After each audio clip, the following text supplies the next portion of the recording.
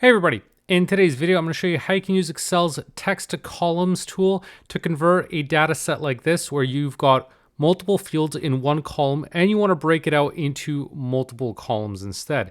And I'm going to show you a couple other approaches, including a shortcut that you can use to make this even quicker. So I'm going to show you the main way that you'd convert this into multiple columns. So if I select my data set here, all in column A, so I've got first name and last name, then what I can do is click on the data tab, and here you'll see an option under the data tools section that says text to columns. If I click on this, you'll see an option for delimited and fixed width. Now, fixed width is if your width is always going to be the same, but in most cases, we're going to use a delimited option just because we're going to look for things like commas or spaces or tabs to separate these fields.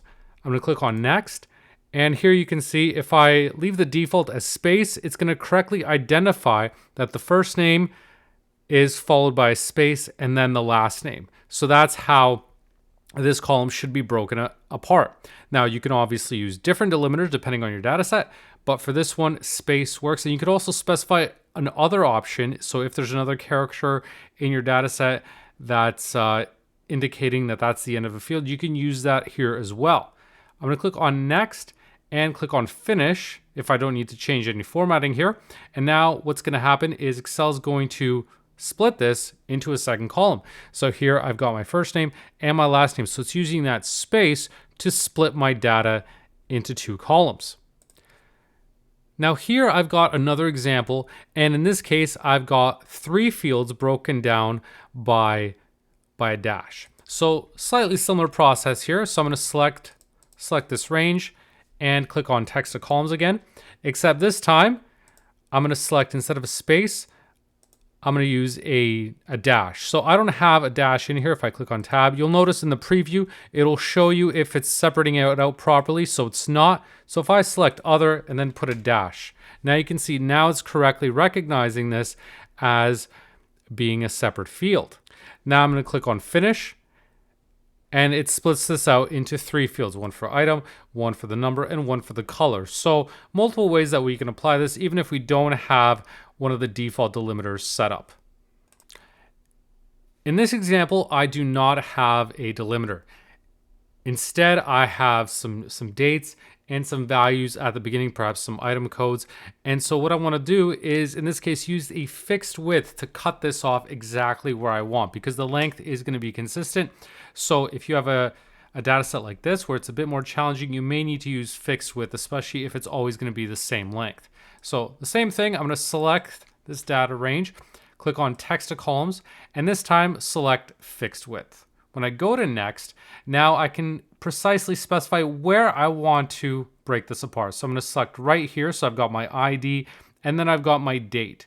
So as you can see, this is only going to work if your data is going to be consistently the same length. If this field can potentially be slightly longer, then that's going to be a problem. That's where we would need something like a delimiter, a natural break to tell us the field is over. But if it's always going to be the same length, we can use the fixed width. Now I'm going to click on next and again click on finish. And now I've effectively broken this out again by using fixed width. So this is ideal if you've got a situation where your lengths are always going to be the same and you don't have a delimiter that you can rely on.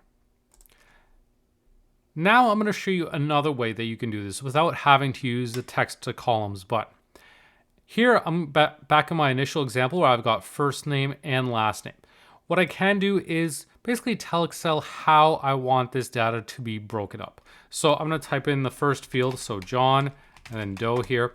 So I filled that in, and now what I can do is use flash fill to autofill the rest of these values. So I can do that by hitting Control E, and the same thing over here, Control and E, and Excel is going to pick up that pattern and autofill the rest of the values for me. So just by doing that, I don't even have to use the text to columns option.